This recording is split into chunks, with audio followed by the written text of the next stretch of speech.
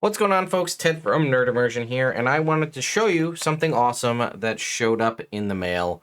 You might have seen this before or recognize something very similar to this, and this is what the awesome folks over at, where is it? TotalPartyChill have developed. This is obviously a pretty large, like, mouse pad playmat. This, we did one in the past for 5e, which showed off basically everything you needed as a player that you could do on your turn. It had all your actions, how spellcasting works, blah, blah, blah. This, right here, is the exact same concept, but for Pathfinder 2nd Edition. So if you were to look, it has, over here, Encounter Mode, talks about the 3-action economy that is set up in Pathfinder, talks about triggering effects, how many free actions work, striding and leaping for movement, attack, if you have multi-attack, how critical hits work, grapple, shove, trip, disarm. Then in the middle here is spell casting, right? Spell attack, spell DC, focus spells, focus cantrips, refocus, cantrips, heightened spell. We have components down here, verbal, material, somatic, and focus. And then we have how to sustain a spell and dismiss a spell. Then it gets over onto this section here. It gives us all of the conditions: flat-footed, grabbed, restrained, immobilized, quicken.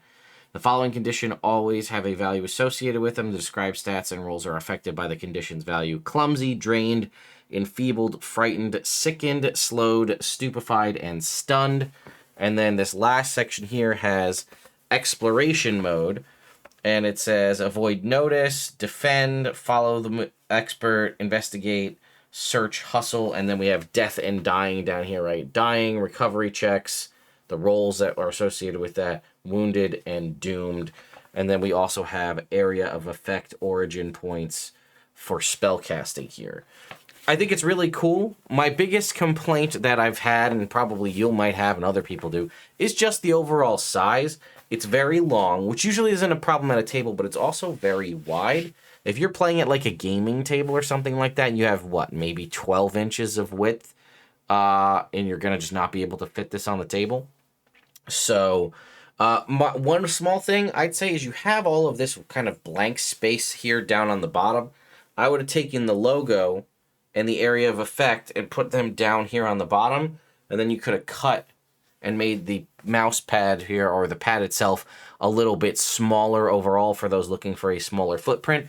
You know, if you play online all the time, this wouldn't be, a bad desktop mat that you can just throw down and you put your keyboard, your mouse on top of it. And then again, if you're playing Pathfinder 2e, you can just kind of be like, oh, hey, that's the stuff for movement, quick reference guide. Another thing that I've mentioned in the past that I'll mention here again if the folks from Total Party Chill are watching, this is a really cool concept as also like a flat pack DM screen. So a version of this for Dungeon Masters as well would be really nice, especially if you're the kind of DM who doesn't like to put up a screen in front of you because you like to be open, show your players your roles. You don't want to have that screen as that barrier between you and the players. This still gives you a lot of the functionality of what the screen contains. It would just be flat in front of you as opposed to, upright on a screen. So I think that that's something they should also do. And then again, the other nice aspect to it is because it's, a fabric pad, you can kind of roll this thing up.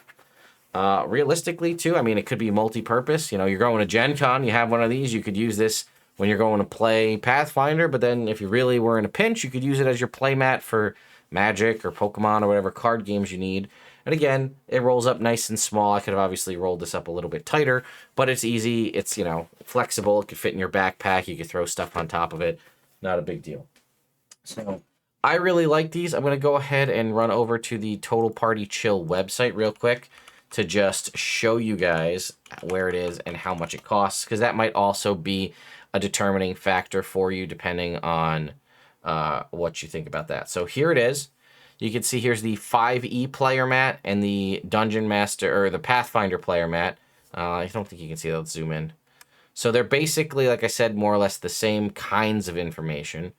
We have $38 for the player mat for D&D. So if we were to click on that, we only have that one size, which this means this is 31.5 by 15.5. So it is pretty large. They also have a scroll version and then a red version. Again, this is just different backgrounds. If you don't want the black on white, this one kind of looks more traditional scroll.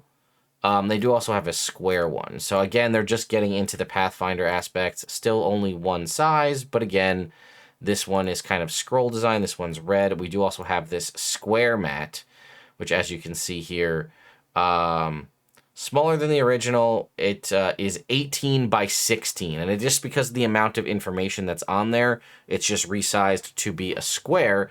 Again, you could obviously, and I would hope that they're going to do the same thing with the Pathfinder mat as well, different color options. But it really comes down to, I'll put a link in the description if you want to go check it out, but it comes down to, you know, if there's a big enough outpouring from Pathfinder folks to pick this up, then they might do things like they did with the D&D 5e versions where you have different color schemes or different sizes. So let me know your thoughts and opinions in the comments down below. See you all next time.